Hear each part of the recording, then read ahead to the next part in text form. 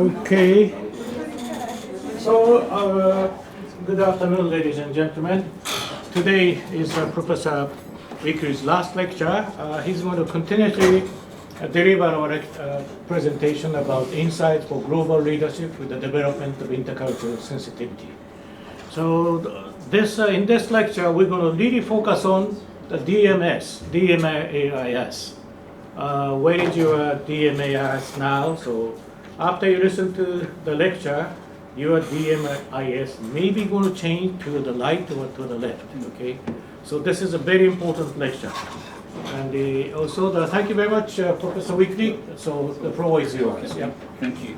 Obara Sensei, thank you again so much for the opportunity to be able to lecture in your class. And it's been great to have you again. I know for 2 or 3 of you, you were in my class last year. I'm not for sure I covered this topic last year, but if I did, it was very brief. That we interacted last year. What I have tried to do over the last 4 weeks is can give you a very big picture of leadership, specifically global leadership. We talked about personal leadership the first day before the Americans got here, and how how we need to be leading ourselves, how we lead others, and also how we are led by our mentor. We talked about how a leader gives us life.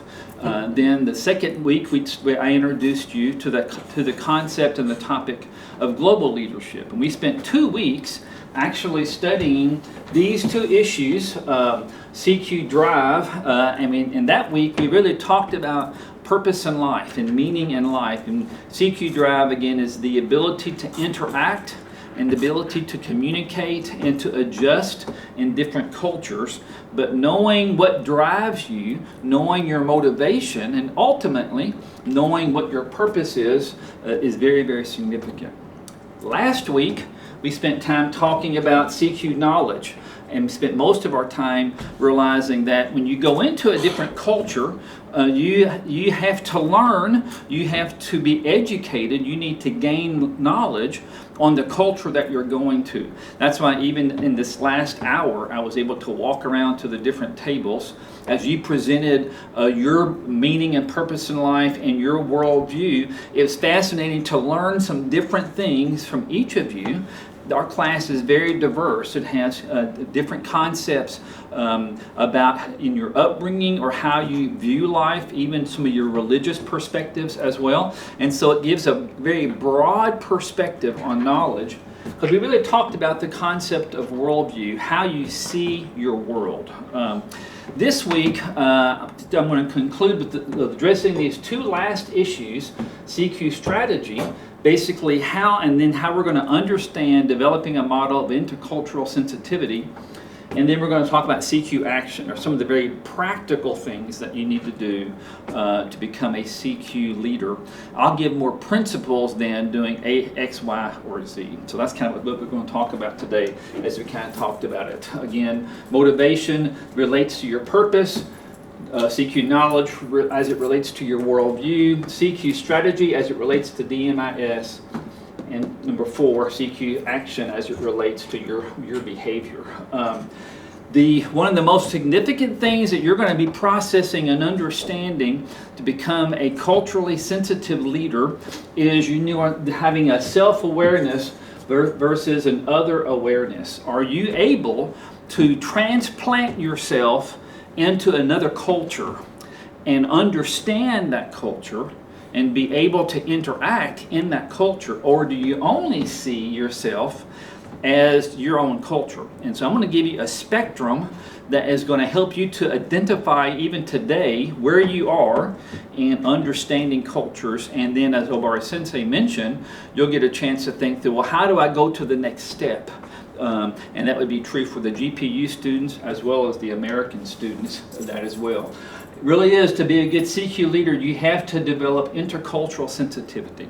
Are you sensitive to another culture that is taking place? Now, this model we're going to look at was developed by Milton Bennett a number of years ago. I've used it in our university back in Kentucky every year when I've taught this, and I've used it in Japan in many situations as well.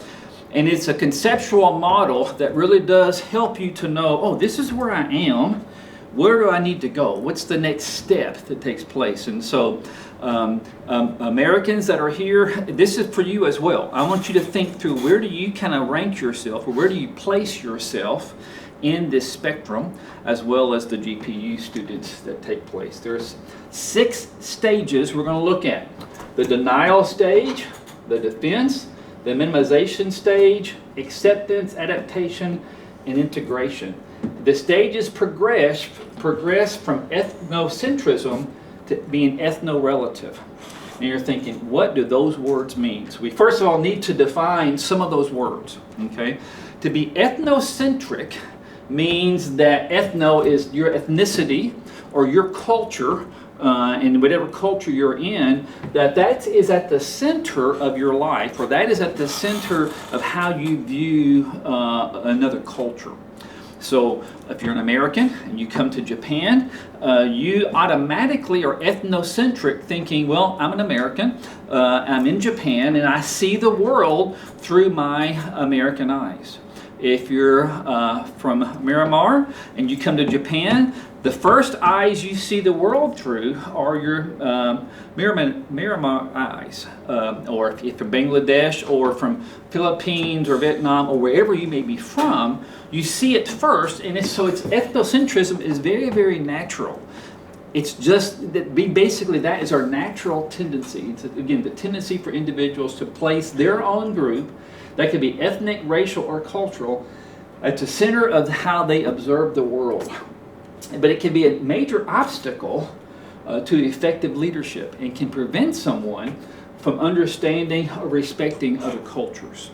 So we're going to look at 3 of the stages are in ethnocentrism, and 3 of the stages are in ethno-relativism. Again, how you see your world. Now, I mentioned this 2 weeks ago, maybe last week. I want to put my worldview glasses on. Ethnocentrism, again, I'm wearing, you can almost, are you wearing your culture's glasses, Japanese glasses or American glasses? Ethnocentrism does this, and it shows that I only look through my glasses. You don't see out the side, because if I look at the side of my glasses, even then I can see, oh, it's different over here. And so to be ethnocentric means that I'm only looking this way. It's almost to have blinders on. Horses, when they are trained, often will have blinders on so they do not get distracted. And in the same way, we as humans often have blinders on. And usually that's true until we get out of our own country. As soon as you step out of your country in America, if it's a state in America or in Japan or Philippines or wherever, once you step out of that culture, you start realizing, oh wow, things have really brightened up. And so when you think about ethnocentrism, it's basically looking at the world in such a way that you're only seeing through those glasses. Ethno-relativism is on the other extreme. Ethno-relativism is a word that was coined or developed with the intention of saying, well, instead of being ethnocentric and thinking that my world revolves around my ethnicity or around my culture, I am willing to relate to the other cultures that I'm involved in. And so you become ethno-relative. And in the same way, ethnocentrism has 3 stages that are progressive. Ethno-relativism has 3 stages that are progressive as well. Here are the stages. Again, on a continuum. Again, ethnocentric stages are denial, defense, and minimalization, moving from one to the other. Okay? Ethno-relativism goes with acceptance, adaptation, and integration. And so that's kind of the spectrum that you're going to be looking at. I will define each of these, and we'll have some discussion on what they are and what they are not. This kind of a picture diagram relates to the same way. A person who is in the denial stage, you got this guy, he's in the ocean, he's in his watertight suit, and he doesn't even acknowledge that there's another fish, that there's anything else is in the ocean. He's living in his own world. He's actually in the process of denying that there's something different than the culture that he's living in. In the defense stage, he sees it, but I'm not engaging with you. This guy here is ignorant. He just doesn't realize. This guy here may be actually more racist or prejudiced in the midst of that. He's denying that it's true. The next stage is you look at it and you realize, yeah, there's a difference here. But hey, Japan has McDonald's. They have Burger King. I'm curious, if you're from America, have you eaten at McDonald's since you've been here? Yeah. Now, how does it taste?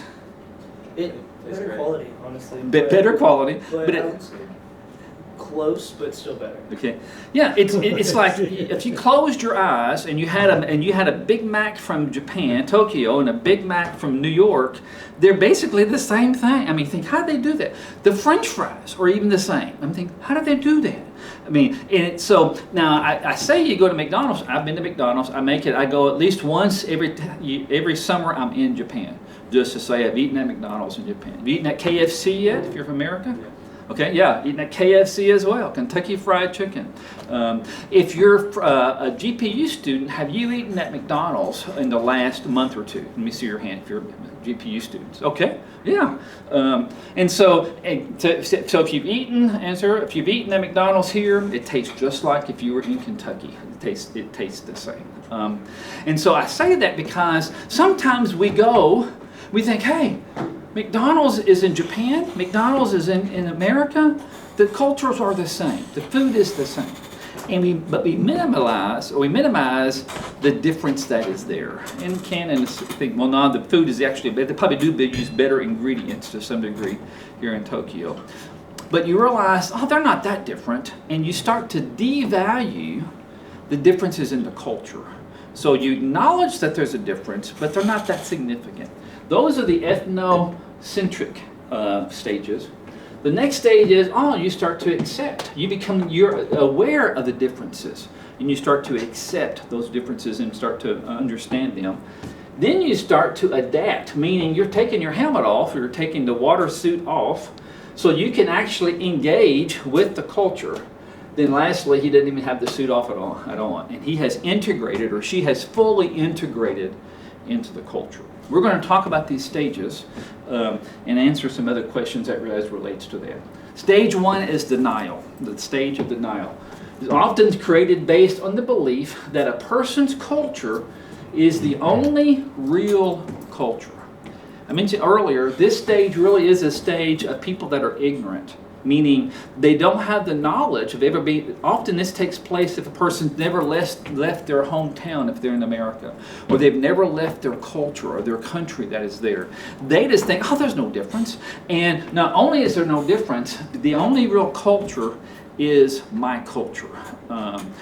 And their lack of exposure to another culture keeps them from not being isolated, and they end up isolating themselves. Oftentimes people that are in this stage of denial are not interested in the cultural differences and could care less about people other than the ones that are already in their culture. None of you are in that stage because you're in a different culture. Most of you are in a different culture unless you're from Japan and live here as well. Common phrases that are true: all big cities are the same, lots of buildings, too many cars, and they have McDonald's. That kind of idea that takes place. Stage two, though, is very different. Again, stage one is the denial stage of it, but stage two is learners often feel as if their own culture is the only good culture. Don't forget, denial says, my only culture I know is my culture. But stage two is you're defending your culture and you think my culture is the best. It is the only really good culture, and everything else is subpar. Now, don't misunderstand me. All of us believe that we like our culture. We're all ethnocentric. If you're from Japan, you like the Japanese culture. If you're from America, you like the American culture. You know, if you're from Philippines or Myanmar, you like your culture. So it's nothing wrong in liking your culture. But when you start defending your culture as if these other cultures are bad, or these other cultures are not worthy, or these other cultures are not valuable, then that's the defense stage. People tend to be very critical of other cultures and have a narrow focus on what's appropriate behaviors that take place there. Some of the phrases might be, I wish these people would just talk the way we do. And when you go out to the culture, it makes you realize how much better we are. There's that sense that, well, my culture really is the best. In this stage, stage 2, I believe is the stage that we would define as being a racist, or racism can be predominant in this stage. On Monday, I had the privilege of lecturing at Konda University here in Chiba. And before I lectured, the professor, Shibata Sensei, he had his students ask questions, and then he sent me those questions. I was only there for one lecture. And so I tried to answer some of their questions. And in each of the classes I lectured in, the students asked, can you talk about immigration in America, and can you talk about racism in America? What's your perspective on those things? And it's interesting, I did so. I addressed some of those things. And this really becomes the stage where you start to see, oh, racism defined is seeing your culture or your group as better than another culture, and I'm the best. And so when I start to think that my nationality or maybe my ethnicity is the best, and yours is worse, or yours is not as valuable, then that becomes very racist. So I have a question I want to ask you. Have you experienced racism, or where have you experienced racism, either in your own culture or even as you've traveled, if you're being in Japan for the first time? But talk a second, because I've never just had the students discuss that before. But where have you seen racism, either that you've experienced it or you have seen it in a different culture? So take some time around your table, maybe a couple of tables at a time, to discuss that just for a couple of minutes. That'd be helpful. Where have you seen or where have you experienced racism?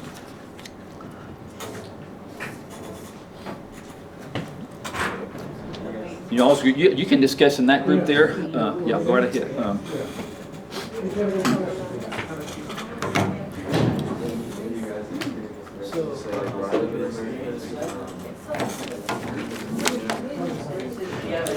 And I'd say, again, as I say, let me give again the definition of racism is thinking that your group or your ethnicity is superior. And so someone is looking down upon you because you are not the same racism of the same race or ethnicity of another group. I tell you, even in the domestically, I would say that if I failed the entrance examination when I was about your age, people would try to put me down. That's right, in Oklahoma. It's a sort of and also when I went to the United States, I was living in the backward state. I was the rural area, so the American people often say, you are Yankees or Jap, Yankee or Jap, yeah. That's the one. And that was only a few years after the war, so that was a very racial. It was a racial slur that they would have communicated. The Christian people are totally different. Yes, very much so. But that's the sort of discrimination I encountered. Maybe domestically also when you go and visit some foreign country, you can discuss.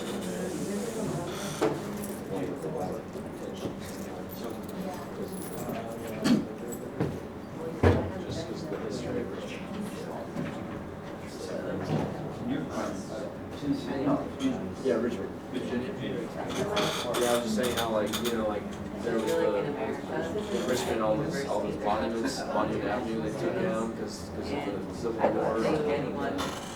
That was very A lot of people don't actually experience it. They just hear about it and see it in videos and stuff. And so a lot of people, if you say anything against them, has very white skin, right? So yes, Vietnamese and Bangladesh,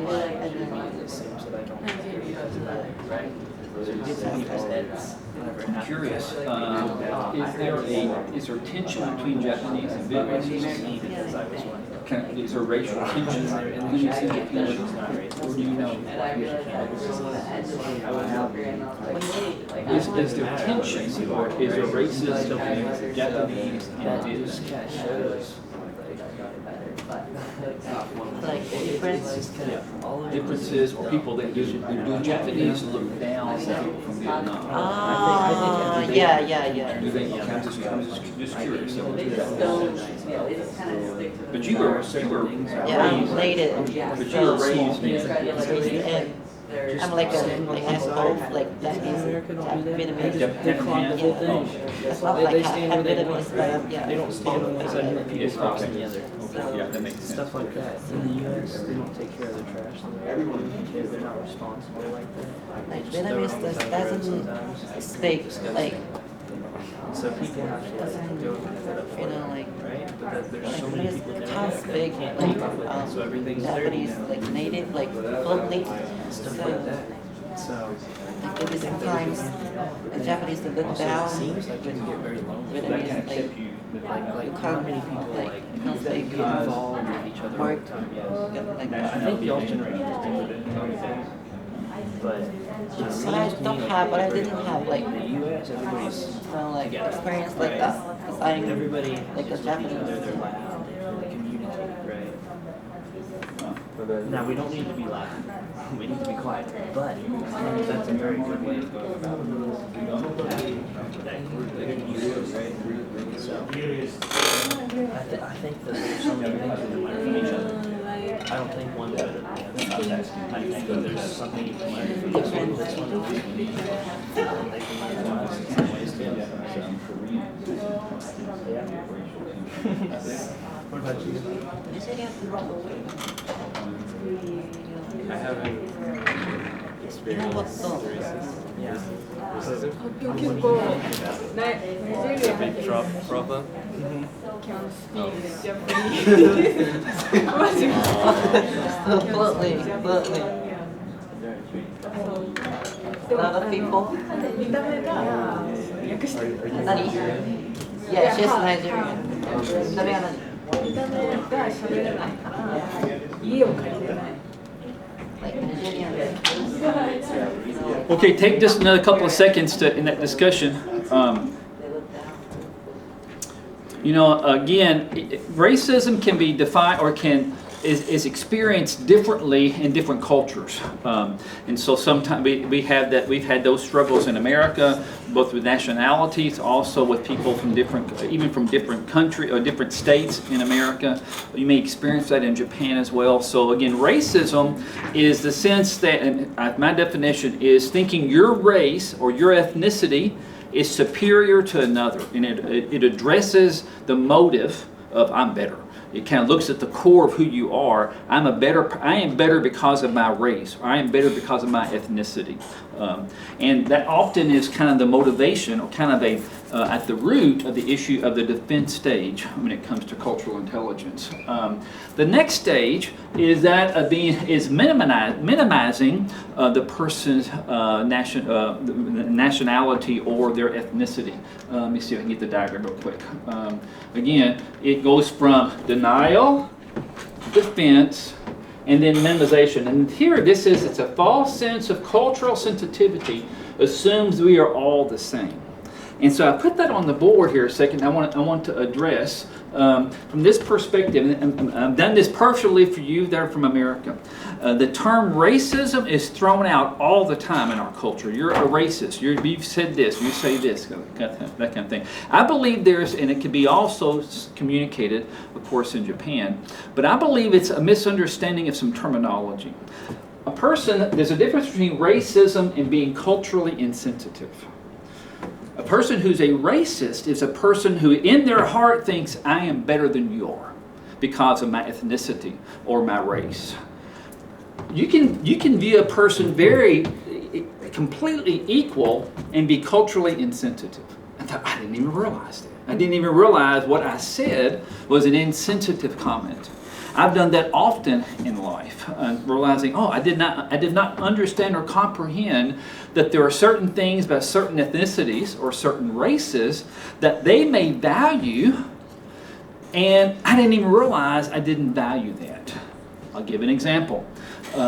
Whenever again, the very first time I came and I was interacting, I shared this to some degree with other professors, I was being culturally insensitive when they hand me their Mishi card And they handed it to me very properly, and I took it and did not even look at it and stuck it in my pocket. That's being culturally insensitive, because they value they value their position, they value their education, they value communicating in such a way. And I wasn't that I think I was better than they were. I was not sensitive to that aspect of their culture. Or if you're an American, well, you tell me, Americans, let me ask this question. If you're from GPU, what are some ways that you have noticed, not these Americans necessarily, but what are some ways you have noticed foreigners being insensitive to the Japanese culture or to your culture? What are ways that you have observed that foreigners or internationals that are not sensitive to the Japanese culture? Give me some feedback. Does the question make sense? Even from Miramar, that you've observed, what are ways?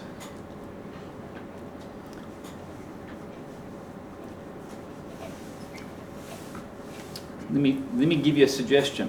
When you're on the subway, how does the average Japanese person act on a subway? Describe their behavior on a subway. Quiet. To themselves. Maybe they're on their phone, but they're not talking. And the entire subway is quiet. When foreigners get on the subway, how do they often act on the subway? Americans, you can answer that one. Loud. Disruptive. Yeah, disruptive. You know, it's okay to talk, but sometimes, especially if you're getting close to the tourist areas of Tokyo, and when there's a lot of internationals that are going down into the Akasuka area and down to the Skytree, the subways are louder, closer down to downtown. They're not being racist, but they are being culturally insensitive. They're not thinking, wait a second, this is the culture. I need to adapt to the culture. I have a friend who has spent some time in Japan years ago and did not enjoy their time in Japan because they were an extreme extrovert. And they felt like they could never express themselves completely, especially in a subway or and they never came back because of it. They thought, I want to go to a culture, and they even said, I didn't like Japan. They're not nice enough. I'm thinking, they're nice. They just aren't expressive. They're not as loud. They don't talk as much, especially in a subway or something like that. That's being culturally insensitive. And so as you go along that spectrum, it's thinking, do I minimize the difference in the culture, or do I adapt to the culture so I can be effective in communicating to the culture? As an American, if I was to walk into your home and I did not take off my shoes, that would be remarkably culturally insensitive. Even if my shoes were brand new and were clean, they would still be remarkably insensitive culturally. Not that I think my shoes are better or that I'm better than you are, but if I did that, I would be culturally insensitive. Does it make sense? And so that's kind of the aspect of minimizing the culture. Again, it's only focusing on the top 10% of the cultural iceberg that is there. One devalues the other cultures and the culture's uniqueness. And in order to move from this stage, learners need to develop cultural self-awareness, meaning how do I act and experience differences that are there. If you're not self-aware of thinking, this is how I'm acting, or this is how I'm behaving in this culture, you may not realize what is actually taking place. So we've gone so far, we've talked about these stages, the stages of ethnocentrism. Now we're going to talk about some of the stages of being ethno-relative. Again, acceptance, adaptation, and then the integration that takes place. Any questions about the ethnocentric stages? Is it making sense to you? Some of you may think, I know I'm not denying. If you're American, I say you may have been defensive internally. You may not have said anything, but you thought, boy, I'm looking forward to getting back to America so I can do X. And it's in an internal feeling. Or have you minimized the differences that are there as well? Now we're going to look at the ethno-relative stages. And ethno-relative stages first begin with acceptance. Learners are able to recognize and appreciate the cultural differences through both behavior and values that they have been learning or experiencing. That's why I appreciate this class and GPU so well, because Obari Sensei has enabled us that first hour of our classes each week to engage with the culture, to really get to know each other. I know a number of you have attended the Thursday afternoon event in Yoyogi Park. And you get a chance to experience, to some degree, a little bit more of the American culture that is there. The more you experience a different culture, the more you're thinking, oh, I understand and I can accept the differences that are there. So an important aspect of this stage is that people do not necessarily have to agree on anything. They just need to recognize that there are other ways of going about it in their situations. This is very important. And the difference in, let me put another thing on the board. And this is important for the Americans as well as it is for us here at GPU. And it's the aspect of agreement, to agree, to accept, and to tolerate. That's a continuum that takes place in our life. That to accept or to tolerate doesn't mean that I necessarily agree. And that this stage is very important on that. I'll give you an example. That when my first year here, when I came to Japan in 2017, to experience the culture, I went to a number of the Shinto and Buddhist shrines. Now, having a Christian worldview, a Western worldview, I did not agree with that religion, but I can go and observe and respect them without participating with them. And there's a sense of I don't have to agree with their theology or with their view, but I can be very respectful in the midst of that. And that's where it's important as you think through different worldviews is you have a certain worldview that you believe in, but am I willing to listen and observe and then to say, yeah, even to tolerate, yeah, I understand where you're coming from, and I'm glad that you're thinking, versus I have to agree with you. And that's not only with philosophical issues, it's with behavior issues, it is with other aspects of things that we have to deal with. And so acceptance is the first stage of moving over. Oh, I accept. I understand why they are like those things, and I value what they are saying. Common phrases is the more difference, the better. More results are more creative ideas. I always try to study about a new culture before I go there and interact with the people. I was asked a question of the students at Conda on Monday. I'm going to study abroad for a year in New York. What do I need to know? And they said, what books should I read? And I discussed some of these things. How you need to understand. One person even asked, I know that in America, Christianity is the predominant religion. Should I study Christianity? And I said, that would be a great thing for you to study. No different when I first came to Japan, I looked into Shintoism. I studied Buddhism some so I could understand some of the differences of those different worldview issues. Then you move from acceptance, you start to move into adaptation. In order to move from this stage, learners need to gain a cultural specific knowledge. So you really start to think through, oh, what is unique and what is the specifics of this culture that I'm trying to understand. They must have respect for the others, values and beliefs, and maintain tolerance of ambiguity.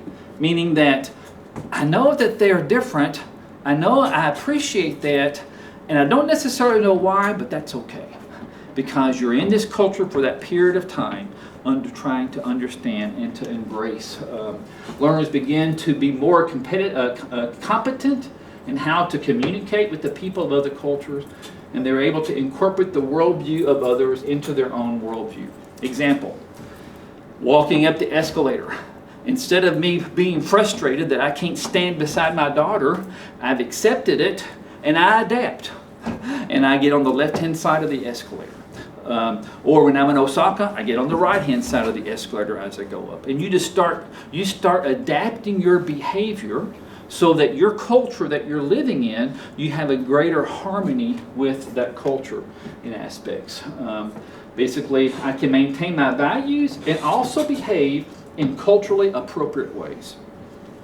Again, when I go to the Shinto shrine or to the Buddhist temple, I will not bow and worship or clap, but I can observe their temple. So I don't have to change my values to go to the temple, but I can observe it and respect and appreciate what they're doing. In the same way, if they were to come to my culture in America and maybe go into a church, how that would be similar as well. You must know your values. To maintain your values, you need to know your worldview. You need to understand what your worldview is so you're able to process and understand and interact with other worldviews. Now, the hardest stage in this process is going from adaptation to integration. Very, very few people do this. My daughter is probably not fully integrated, but very close to being here for the last 14 years living in Japan. She has learned to adapt and to integrate much of the culture into her house in areas that she does not compromise her values. Learners must be able to experience empathy for the other cultures. They will develop risk-taking skills and problem-solving skills. Learners will need flexibility with other cultures if they're going to be consistent. Integration, as I said, rarely do learners get to this stage. Even in this stage, you still have to know, what do I tolerate, what do I accept, and what do I agree with. So you still have to know what you're able to adapt into that. Depending on how long you live, it takes 5 to 10 years to integrate into another culture and to integrate successfully. Learning the language, learning the culture, interacting well with the culture. When I went to the Philippines, we were talking earlier, in 1983, I lived with a Filipino couple, my wife and I lived for 6 weeks in their home. And that helped me to adapt very quickly and learn to integrate much of my behavior, even for that short time I was there, because I was experiencing the culture. And that's what's very important in the aspect of integration. Some common phrases may be, sometimes I don't feel like I fit anywhere. When my daughter comes home from Japan and comes to our home, she still eats with chopsticks. And sometimes she says, "Can I make some rice for us? Do you have any fit?" I mean, literally, her diet has changed, how she behaves in time. And sometimes when we go back into our hometown, she says, "I think I'll just stay at home because it's too noisy in your town." Because she's like, "What, am I Japanese or am I American?" And that my grandson, who's now he's 1/4 Japanese, 1/4 Australian and half American, he's thinking, how do I adapt? How is he going to grow up and have that integration? Everywhere is home if you know enough about how things work. I feel most comfortable when I'm bridging differences between cultures. A person who is fully integrated is a great cultural bridger from one culture to the other. And so that's why, again, thank you GPU students for all your help, helping the students here in America to bridge and to understand this culture, because your conversations with them in class as well as at the park or over a meal is very, very helpful, because they need to understand more of the culture. And they don't understand the culture if they stay in their group only with Americans. When do you adapt and when do you not integrate? You have to ask yourself the question, will adapting or integrating compromise my organization that you're representing or you personally? And that's why the very first couple of our classes, I talked about what your purpose is. What are your values? What is your understanding? Because if you do not understand your own values and your own purpose and your own worldview, you will not know if you're compromising those things. There's some things you may need to compromise on and change. But it enables you to think through, what do I really hold on to and what do I not really hold on to in my life? let me ask you again, go back. Any questions about the ethno-relative stage? Does that make sense to you as I went through the process? Okay, Americans, I have a question for you. Where would you say you put yourself? I believe that you're on this side of the spectrum because of your time that you've been here. Where would you put yourself? I'm curious. Give me some feedback to those from Americans that are here. Well, you can ask, you know. Yes. Maybe the denial stage, defense stage, or you can ask. Yes, yeah, you can answer that as well. In this whole spectrum, where do you find yourself? Yeah, first the denial stage. Anybody denying? Defense. Okay. And How about minimize? minimization. Anybody minimizing? Okay, when you answer that question, if you're from Myanmar or the Philippines or Vietnam or Bangladesh, maybe you can answer it as well, even living in Japan at this point. Anybody in any of these stages? Then acceptance. Okay.